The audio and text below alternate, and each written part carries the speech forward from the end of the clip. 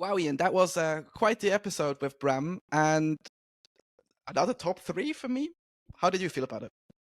It was really cool. And I realized halfway through that we have had 2 different podcast hosts. Well, if you count other people we've had 3, 4. Blimey, a lot of our guests have actually been have also got podcasts, right? And I sort of posed the question: are there too many Bitcoin podcasts? And I won't spoil what Bram said, but yeah, it was a great episode. It went very philosophical, which is obviously my cup of tea. I like going down this sort of deep dive down this rabbit hole, and it's a nice guy. Had a nice conversation. We even stopped recording. We continued having the conversation offline as well, and it's a shame that we didn't have a lot of that conversation in the recording. But as with any Bitcoiner you meet, you just sort of go off on this tangent of Bitcoin and how it can fix the world. How about you, Joel? What I really liked is Bram has I wouldn't say a very similar background to what I did, but a lot of the stuff he worked in, like I used to write about and, work in as well somehow. So it was cool to have a touch point with him, but then different perspectives. And just generally his whole approach about how he thinks about these different things. I think it's a deep thinking episode, but it's a good one. And I don't want to keep people waiting for this rabbit hole story with Bram. Welcome back, everyone, to another episode of Rabbit Hole Story. And today we have a fellow European guest. We finally managed to get more Europeans onto the show. Yay. And we're expanding. Bram, how has your day been so far? Yeah, good, man. I actually had a great breakfast with a fellow Bitcoiner friend at the beach who live near the beach. And it's just nice to have like a conversation and to, kind of check your own thoughts with someone else who's like thinking in a similar way, right? Like we joked this morning that I think once you are really into Bitcoin and you are still, like, I'm in Bitcoin for 10 years, I'm still learning today, right? And I think that's everyone's experience. But sometimes you end up somewhere, let's say if you zoom out 3 levels and you take 3 exits to the right and you're like, interesting, I ended up here. Like, am I crazy or does it make sense? Like, it's nice to have a conversation with someone just to kind of like check your own thinking, and so we always have like a very lively discussion. So that was a great start, and I had some calls, and now I'm here with you guys. So yeah, mate, did you have steak for breakfast then? Seeing as that you were having breakfast with a fellow Bitcoiner, no, but right? I did fast today, so I only had like a water. Actually. Oh, so do you do like the intermittent fasting thing, or? Yeah, I try. Like, I would love to do it more, but I'm not a niacin flusher. I'm not a steak for breakfast guy. I'm more into the fasting.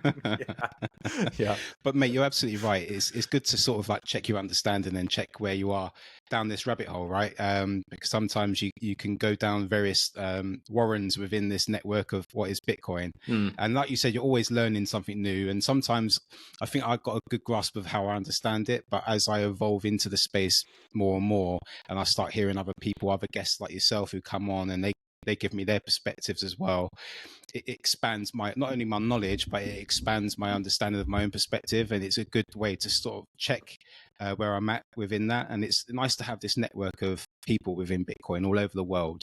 And it's a privilege to have people like yourself on and all the guests that come on, because it helps me sort of navigate through this complex rabbit hole that is Bitcoin. So Bram, thank you so much for joining us. Well, thanks Bram for the invite also. Mate, it's our absolute honor and pleasure. So thank you. And what we are obviously all about is people's rabbit hole story and how they first discovered Bitcoin, what it is that they're doing now in this space, and what is it that Bitcoin brings into their life. So Bram, I think we might as well just kick off with your origin story around Bitcoin and how it's working for you now. Yeah, that's why I would love to come on, because I think I have a fun story. At least I think it's fun. Like 10 years. So I'm in Bitcoin 10 years. Like 10 years ago, when I was almost graduating from my college, I discovered a video on Vimeo. I can send it to you later so you can link to it. I think it's something called Bitcoin Explained, something like that. And I came across it. I think it's like a 10 minute-ish video.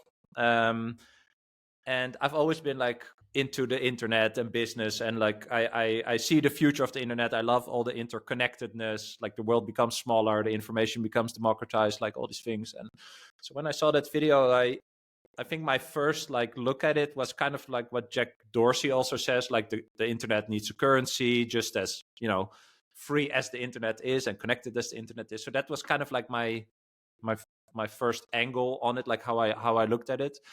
And I don't remember like what I did immediately after that, but slowly I had some other friends. I shared it, and we got into kind of like day trading. We started buying it. We looked at it, obviously with the idea to have more euros and stuff like that. So I always say I bought at $400 or $400.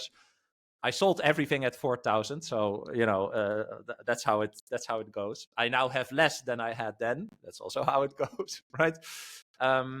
But we were always kind of like looking at as to like how and where can we acquire it. Like we couldn't buy, like I was a student, I didn't have I had a credit card, not a high limit. We had PayPal, that was difficult. There was no like local debit service we could use. So at one point we were trading on btce.com. I don't know if you remember, that's like an old Chinese, I think it was Chinese exchange, and they had so many coins, tokens, whatever.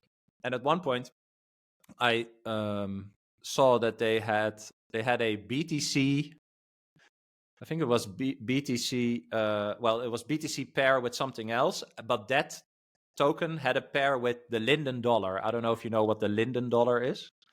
It's the currency in Second Life. It's the currency in Second Life. Okay. In the game Second Life. Okay. Yeah. And so in the game Second Life, we could actually buy the tokens with a credit card. So I was like, okay, I'm gonna try that out. So I downloaded Second Life and I made a character, etc. And you could go to an ATM in Second Life, pay with your credit card, and get the Linden dollars. So my idea was, okay, I get the Linden dollars because then I can buy with my credit card, and then I will trade it, and then I will trade it again, and then I'll have Bitcoin. But I eventually ended up with buying. I think I tried to start with like $100 or euros in Linden dollars, and then I traded again, and then I had 60 euros worth of Bitcoin. So I had like a 40% fees and loss in between. But yeah, that was just a really fun phase to just figure out what is this, you know. And we were sending like Bitcoin to each other, no clue what like the blockchain explorer page even represented, like all the gas stuff, and like what does all this stuff even mean? So I think that was like my second step, just diving a bit more into understanding how it works, what is a private key, public key, the hashes and all that stuff. So the start was really like this kind of like technical angle, I'd say. I'm not super technical. Like eventually I think I understand it technically for like 80% or something. But that was kind of like the first part, like just to understand like what it is. And I even like 2 weeks ago, I had a revelation, and that's the fun part, I think, of the rabbit hole, that like the whole blockchain now is like 500-ish gigabytes, and it's just text, which is wild.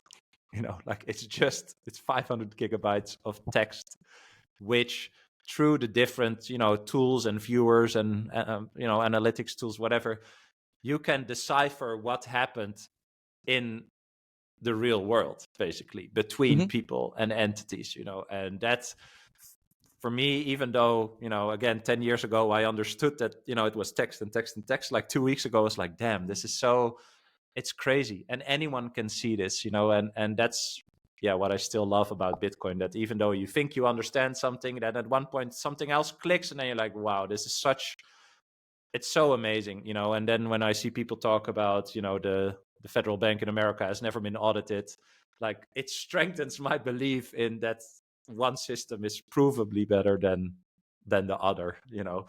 And so, this is really, I think, the start of my story. And then, of course, I sold at like 4K.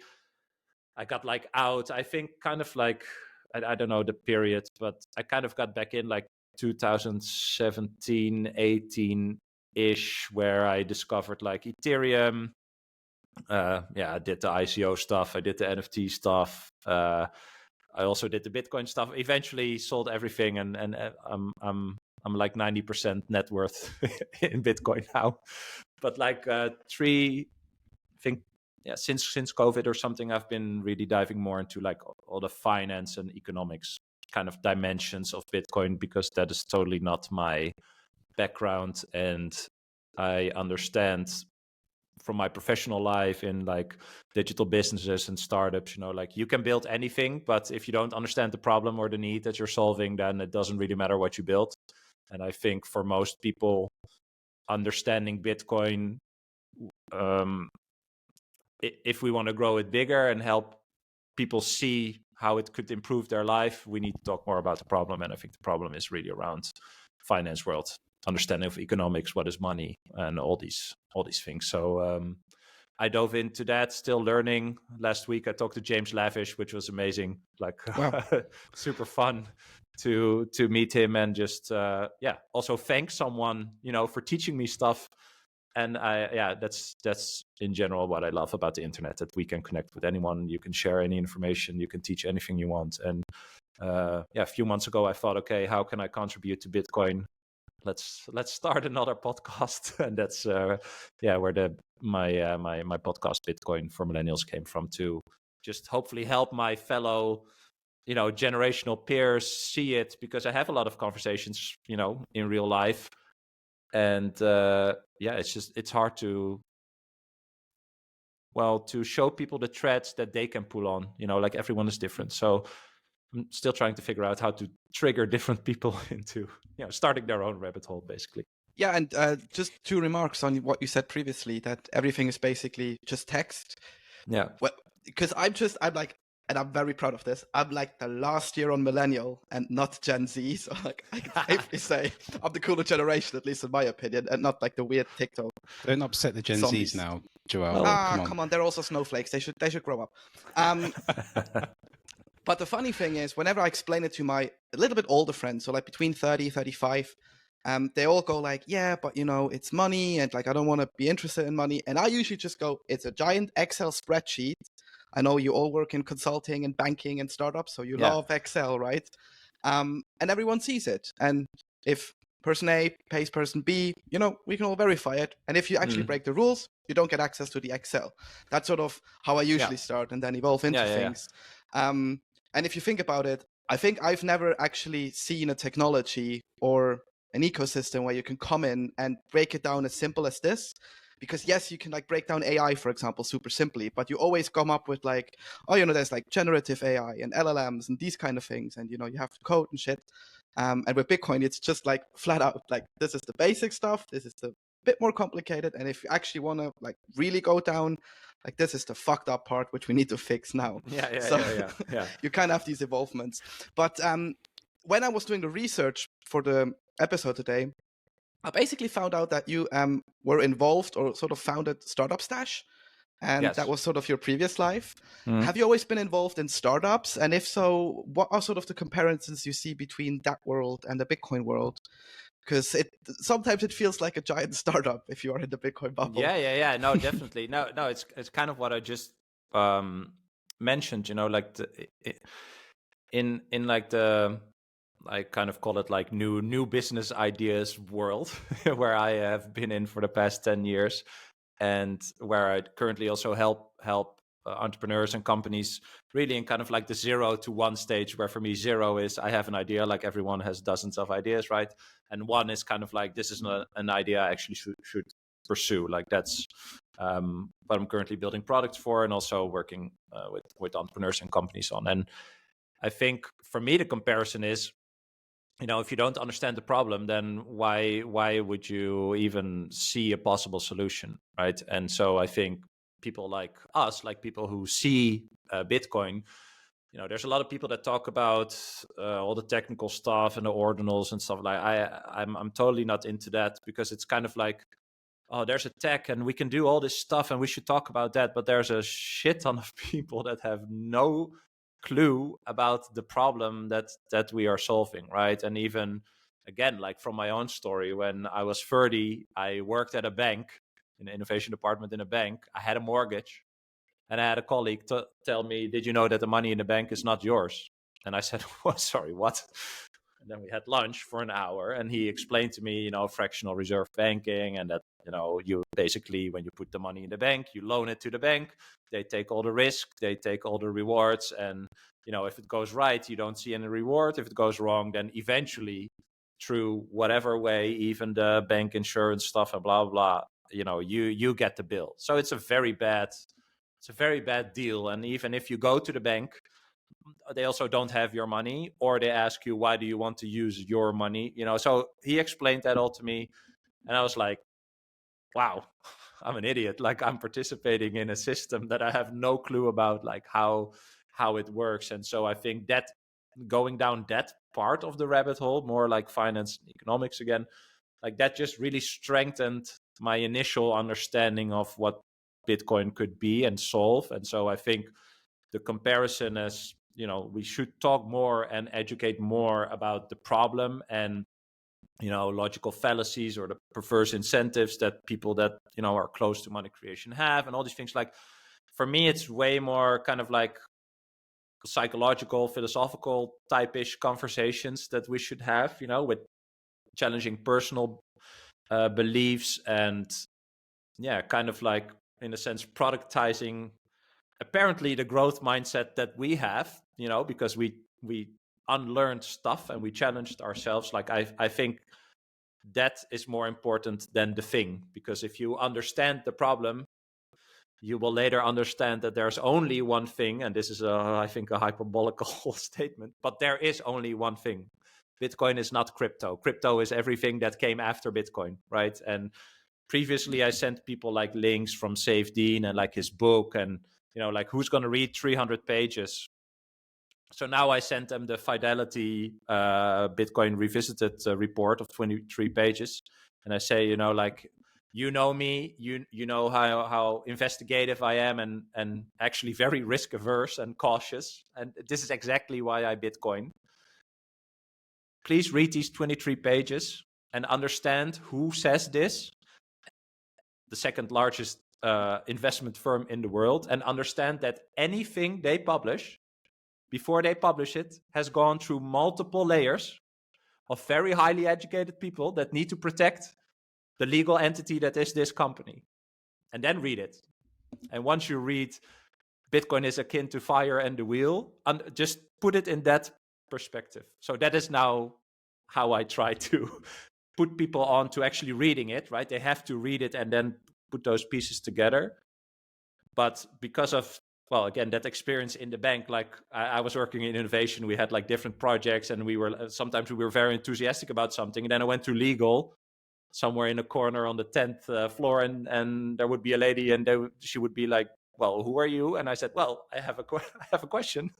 And her answer would always be no, right? So just think about it from that perspective, right? Whatever they say, it's signed off by multiple people, right?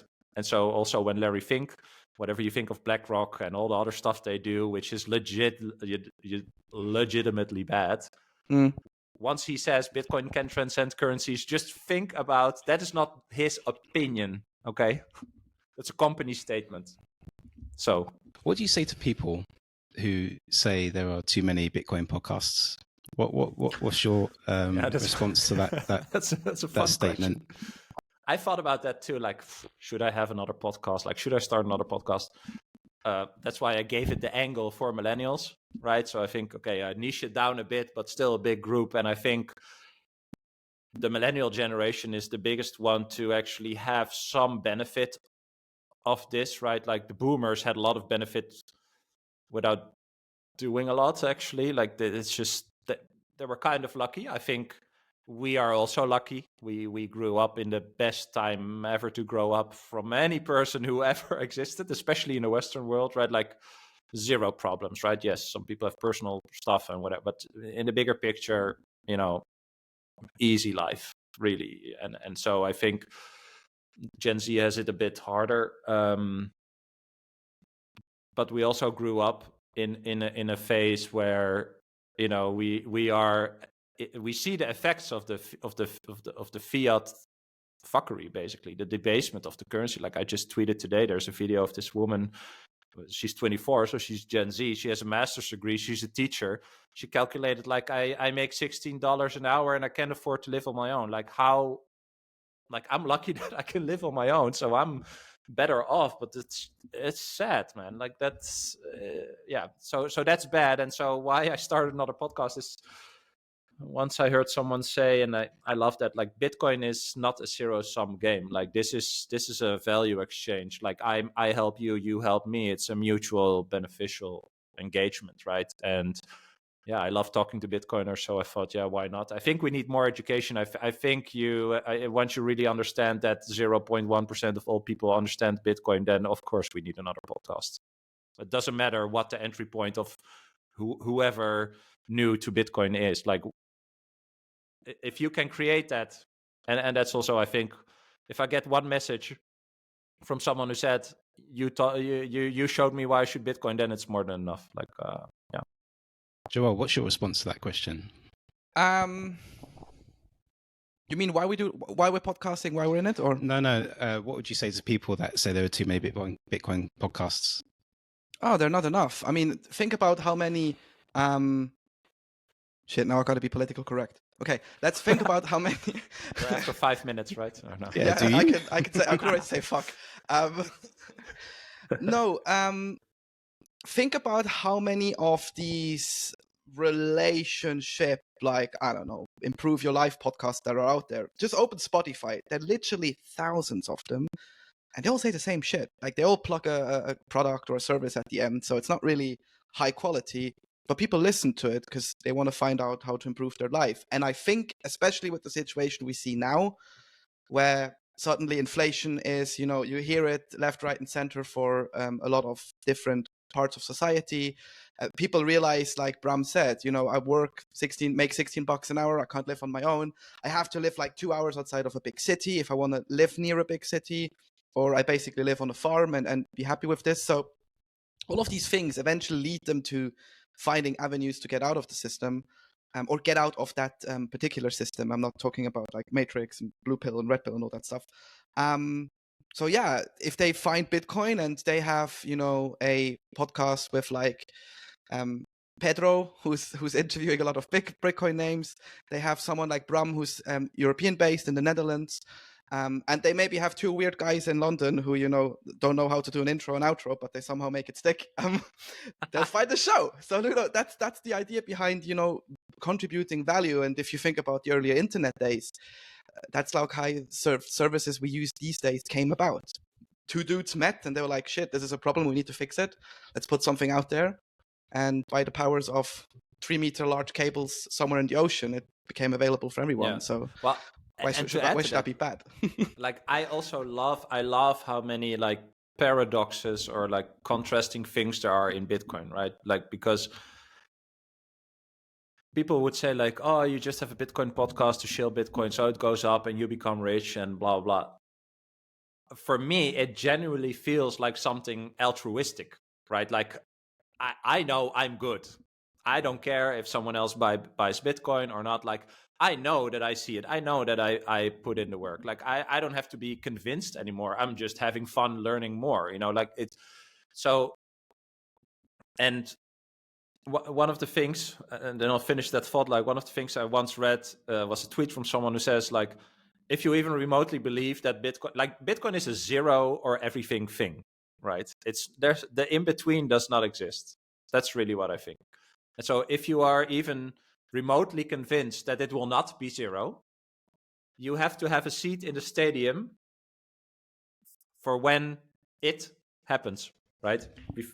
For when Bitcoin is really legitimized as an asset and enough people understand that this is the best store value asset ever to be discovered, that it makes all our lives much better, that it helps us from trusting other humans that are just as untrustable as we cannot trust ourselves, right? Like it will make everything better. So if you believe that, then you have to have a seat in the stadium. You have to walk the talk. Like walk the talk is the ethos, right? Like anyone who has a critique on Bitcoin, show me your short position, show me your what, like do it. And so that walk the talk thing I find fascinating. Like I saw that and I was like, okay, I need a seat in the stadium. I just like that is just how it works, I think. And now that I'm sitting in the stadium, and when people say, "Oh, you're only shilling Bitcoin and it goes up," I think like, no, I'm trying to spread love, to my friends. Like, I love you. I am you. We are in the system. We never thought about the system or how it works. There's other people who do understand how it works, and it's the George Carlisle thing. It's a big fat club, and you're not in it. Like, that's true. Because you cannot individually understand that. When you say, well, if I would be in that position, I would never do that. That's just not true. Just acknowledge that you would exploit it as well. Like, that is just a reality. Like, once you have a child, you will see that the child fights for its own preservation, and that never stops in a person, right? So if I can exploit a system that you two are also part of for my own benefit, I will do it. That's just the nature. That's nothing morality or nothing. It's just how it works. And once you accept that, then you just want to help all these other people, because I'm already sitting in the stadium. Like, I just want the stadium to be bigger and more people in it, right? So, but when I say that, like, it's an altruistic thing, like, then again, you get people who say like, yeah, of course he would say that because he's shilling the thing. And then I think like, yeah, whatever. Like, then it's kind of done, then I think like, well, you want to understand or try, or, good luck, Chuck. That's what I then think, yeah.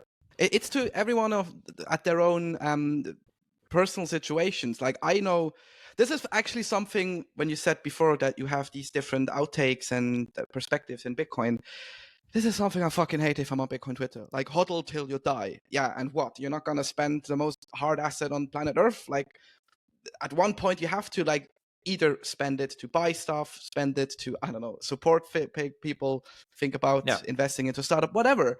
And they're legit people who, use Bitcoin in a different way. And funnily enough, this is actually the use case which helped me orange pill a lot of people. So I just came back from El Salvador, and during my stay in El Salvador, I got about 200 WhatsApps like, are you safe? Have you been killed? like, yeah, I've been killed, and I'm messaging you, from beyond the grave, it works out. But when I sort of explained, it's pretty cool. I've been to this mountain town where 25,000 people live. They all use Bitcoin. They're piss poor. Now they have a bank account. They never had one before.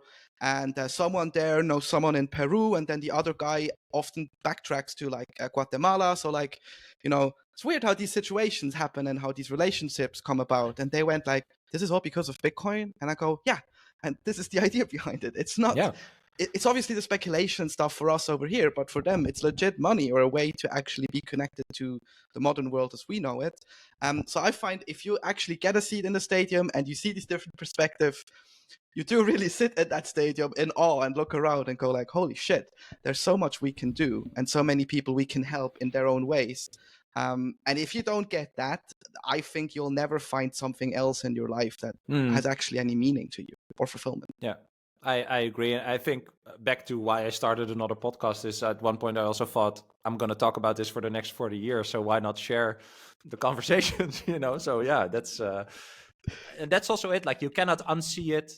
The idea will never die. It will never stop. Like, it's an unstoppable thing, right? And you now currently see banks like closing the doors in England. I think it was Citibank who closed like deposits to Coinbase and stuff. For me, it only legitimizes what this is, and that's why we have to talk more about how the current financial system works, and also accept that a lot of people, just as I didn't understand it before, just don't understand it. Like, they don't. And so that is way more important than only talking about Bitcoin. That's again why I said like more about the problem.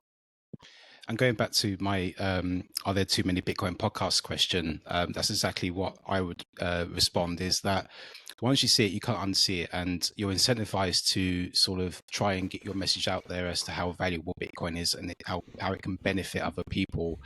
And your podcast, Bitcoin for Millennials, obviously is sort of tailored towards signaling towards millennials, right? And our podcast will resonate with a different audience. Yes. And other Bitcoin podcasts elsewhere across the globe might sort of resonate with other people, and depends on who's hosting and the guests they have on.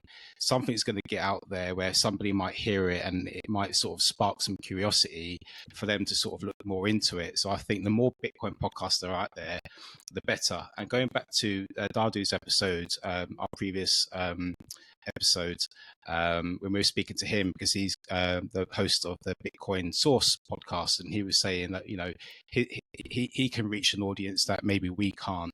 And also it does incentivize some sort of competitiveness, some competition in a free market. So it almost sort of living through the ethos of Bitcoin and trying to find the value in people's messages and sort of tap into our audience and how it sort of spreads the signal of Bitcoin as well. So yeah, it's I don't think there can ever be too many Bitcoin podcasts, really, because you know, it's spreading value, and obviously all roads lead back to Bitcoin, right? So whatever you want to talk about, whatever topic you want to discuss, you can bring that back to Bitcoin somehow.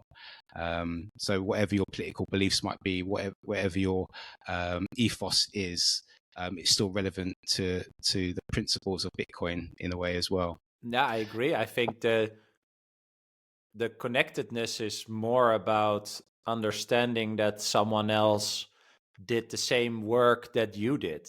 You know, that's what you connect on. And then it doesn't really matter if someone believes in God or not, or in Allah or what. That's so irrelevant. It's so irrelevant. Like, that is just, you understand that is a certain personal perception of, you know, or their current view on the world, and that's totally fine. But you know, they are real to a certain degree because they did the same type of work, and that's what I love about it. Like, I think today even, like, I retweeted this tweet from Mitchell Askew in my latest episode, and like, he believes in Jesus Christ, etc. Like, now, totally fine. Like, I don't, and I tweeted like, I grew up being an agnostic or an atheist even, but actually through Bitcoin, I didn't add that to the tweet, but you know, once you understand that if you engineer a system that can improve people's lives, right? That's kind of how I view Bitcoin as a system. It's a protocol. It's just a thing. It's an idea, right? It's just a thing that exists. And once people understand what the thing is, they can apply it to their life, and then they can join or not. But once they join, they need to follow the rules of the system, or else they cannot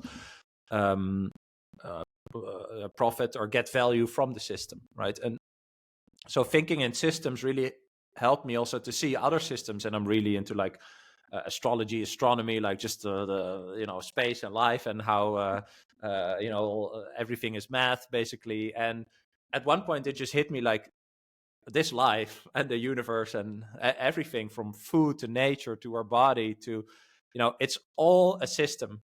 This is not random. And once you see a system, then the only logical conclusion is that a system is engineered. Like a random system that works so perfectly. You know, we can talk about different dimensions. We can talk about from the weather and the trees to how certain roots connect with receptors in the body, like shit like that. So a system is engineered.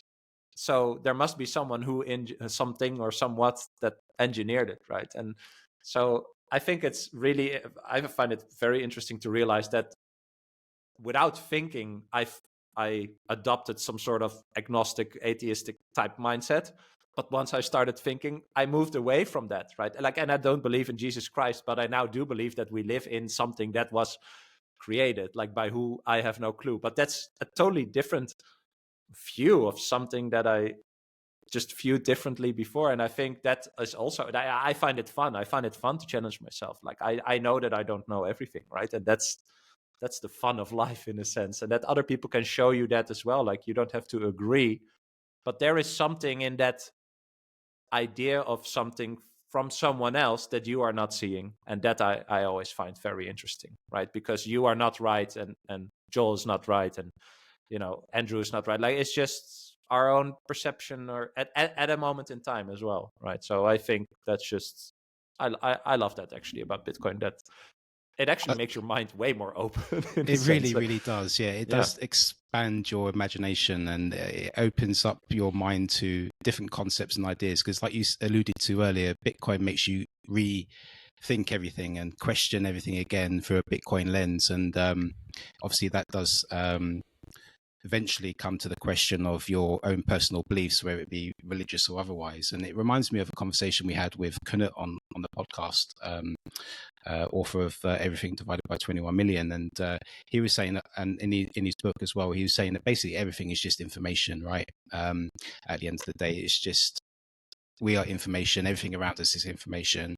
And it kind of ties into the whole idea of Bitcoin and how it's come about. And he thinks that, and he talks about Bitcoin being more of a discovery rather than an invention. And it's just an evolution into our understanding of our part in the universe. So it's quite a fascinating concept, and something I sort of think about quite a lot when I'm diving deep down the Bitcoin rabbit hole, which is all day, every day. You can't escape sort of bringing Bitcoin in every aspect of your life in some way. And you just recently had an interview with Jeff Booth, right? And I think you kind of touched on something similar there in your conversation with him, right? About understanding sort of how Bitcoin can bring us into an abundant world, and how it can sort of elevate us somehow. How did you find that conversation with Jeff? And did you come away with anything new in your understanding towards Bitcoin? Yes, what I love about Jeff is that, I find myself a very like investigative person, right? Like I like to understand things. Like even if a guy would come to my house, like a plumber or a carpenter or whatever, like I just love to understand what they do, like not to control, but just to understand. Like I like to, like they can do something that I can't. So I think that's an opportunity to learn, basically. And when you talk to someone like Jeff, who I think has a great skill in like zooming out, and also putting things in certain contexts and perspectives. Like it challenges you to your own thinking. So I asked him a question about something about the future of Bitcoin, like how is it going to evolve, and he says the future, he said, like the future is now. Like there's nothing you have to wait for. Like you can just, and it's funny because I was already kind of there. So when I really went like more into Bitcoin was after the conversation at the bank. And I just realized, like, I have the rewards of the energy that I expended to others. I have that in a system, the money. But there's provably another system, where a system that's provably better, where I should store it. So I don't see getting Bitcoin as buying Bitcoin. No, I see it as just moving the energy, the money energy that I own, into another place, right? So I was actually already there when Jeff Booth said, well, you can already do that now. Like you don't have to wait for anything, right? Like you can get out of the old system, or if you understand how that system works, and then it is provably not beneficial for you, which is not an opinion. Like, okay, do the work and understand how it works, and then this is your conclusion. It's not my opinion. Well, once you see that, you can move to the system. And then I thought that's what I already did years ago. So it's funny to get some sort of like confirmation in your own thinking, but from like another person. And I do think you need that, right? You need to, although sometimes people say like it's a bad thing to get validation from others. Yes, but not when based on emotion. If like validating an emotion with someone else, that doesn't make any sense, right? But validating a certain way of thinking, and like a point where you ended up and think like, okay, this is what I think, this is what I see now, not what my opinion is. This, I see this now and I should act on it. Like, how can I validate if I ended up in the right place? So it's nice to get that from someone else who totally looks at it in a different way. And that's really what I it's learned part of the there. Don't Trust Verify ethos, right? You got an understanding of something, you want to check it against other people's understanding. So I think we need to do a lot of checking our understanding of the thing and verifying our understanding of it and get different perspectives from different people. And it's nice sort of like knowing that you're on the right track, if you like, with like, you know, a majority of people might be thinking along the same lines as you. Yeah. It helps you sort of, it helps you understand where in this rabbit hole you are. Exactly. And whether it's kind you've of taken like a which wrong level am I, which exit did I take? Yeah, exactly. Or have you taken a wrong 100%. turn somewhere, right? And you're sort of down the wrong path. So yeah, it's really good sort of getting that verification back. Hang on a minute. Is there a Google Maps for the rabbit holes? What you're saying? No, I don't think so. If there is, someone needs to build an app for that. Yeah, but it's like you also, I think, want to learn more. Like I scheduled a recording date with Eric Kaysen.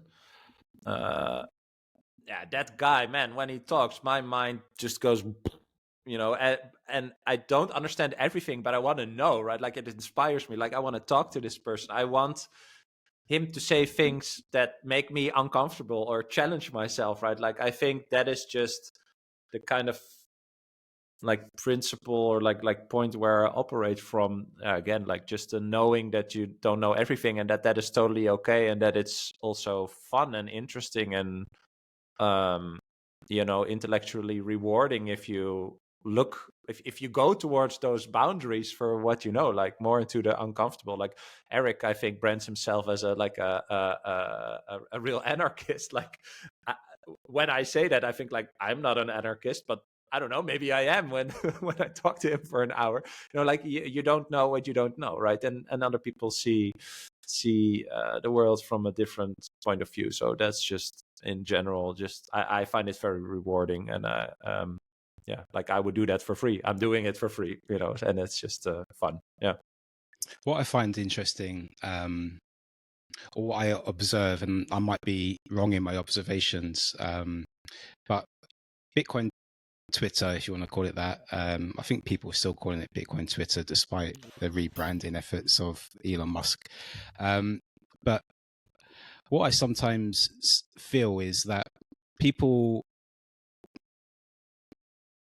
they're Bitcoiners, and I'm not going to ever sort of say, oh, you're never a Bitcoiner, because that's not my place to ever say to somebody, oh, you're not really a Bitcoiner. But obviously, I see when we're talking about Bitcoin makes you question everything and rethink everything. Sometimes I think people hold on too tightly to their legacy mindset. Once they've been orange pilled and they get in the rabbit hole, sometimes they're still tethered to their ideologies of the past in a way, and it takes a lot of energy and it takes a lot of reflection, and Bitcoin forced me to be open-minded and sort of like try and sort of see things through different lenses. But I feel that some people hold on to something, and I understand why, because it's, you know, part of their identity is who they have understood themselves to be in the world, and it's hard to sort of disentangle yourself away from that in some way. But for me, you know, I suppose before Bitcoin, I sort of potentially identified as sort of more progressive, left-leaning person. But now I'm in Bitcoin, I'm sort of hearing the different narratives. I'm allowing myself to sort of take on different perspectives, and it's shifted my mindset quite significantly. And I'm not sort of claiming to be left or right or center, because I think we need to find different language in a way to sort of figure out where we are in the world. And I think I'm rambling at the moment, but I'm wondering if it's triggered I have any exactly thoughts the for same. you. I 100% agree. Yeah. No, well, the example that I just gave, right? Like growing up thinking I was an atheist or agnostic or whatever. For me, same. I feel like, well, there were just elections in my country, right? Like I think 2-3 months ago, I wrote down a list and I called it things I find important, like who should I vote for? And I wrote stuff down, and on some things I'm pretty left, I'd say, and on some things I'm pretty right, and on some things I'm in the middle and are like, you know, maybe I don't know enough about it, or I don't really care, or, you know, it'll be whatever. There's no one that I can vote for, right? And which is also a vote. Yeah, but I think you should vote, but well, that's another conversation. But yeah, like yeah, my conclusion, and I also kind of find it sad, right? Like there is no one truth, at least. Well, we can go into the topic of Bitcoin is the ultimate engineered truth, but there's no like who knows it all, right? If you don't know anything, should one person that has a certain position in hierarchy and power, why do they know more? Like why are they more capable of doing it? Well, yes, maybe capable in certain skills and stuff, but they're still human. Everyone has limited time. Everyone has an ego. Everyone has internal struggle. Everyone has, what everyone has something, right? So I and what Ian just said, like I have the same journey, right? I also feel like I was more on the left than what I actually believe. So I'm a bit more to the right, but I'm also, I think I'm like nuanced in the middle, and sometimes more left and sometimes more right, and eventually, I don't know, like my conclusion is kind of is like, yeah, that is how the world works. There's no, yes, there's provable, good and bad stuff, and but it's not, everything is a balance. And I love I don't have the book here, but I love these hermetic principles. I don't know if you know about that, like as above so below, everything is a polarity and all these things. Like there are laws of nature that were here way before we the humans were here, and I think we should understand that more. The I don't know what the English word is, but I feel like a lot of people, just because we have some sort of prosperity or there's money or and stuff like that, like we can. What's the word in your native language? It's maakbaarheid. Like you can. It's actually similar to Yeah, I will Google it. It's in English, but I feel that it says manufacturability, but like that we can manufacture nature, or Right. nature as in the trees and the ecosystem, blah, but also our human nature, and that we can go against it just because we can buy a thing or go somewhere or pay for a service that helps us go against that. But that is, I'm not I'm trying to regain my train of thoughts, but like that is what I'm more into personally. Like I think that is just a really interesting journey. Like there is a way that the system of the world, so not the people, so just the whole ecosystem and nature and the stars and whatever, like it just works in a certain way, and we are also influenced by how that goes. And I think those are like the most interesting questions in general, right? Like, where do we come from? What happens after you die? What the hell is going on here? Like I find that most fascinating, and it's just interesting to see that we are pretty far away from a civilization that thinks about those things to try to understand what we are actually doing here. So that's a bit of a ramble, but like that's eventually where I ended up, kind of like in the middle politically, and more into this stuff, just to I just know that other people don't know more than me, so it's like an endless research in life, I'd say. Yeah, You and I have just don't trust verified together and our understanding of things as well, right? Yeah, exactly. Yeah. Well, we because I don't want to drag the show out too long, Bram, although I feel like we could talk for another 4 hours. But that's always the case with any Bitcoiner. It is, yeah. But we got stuff to do, right?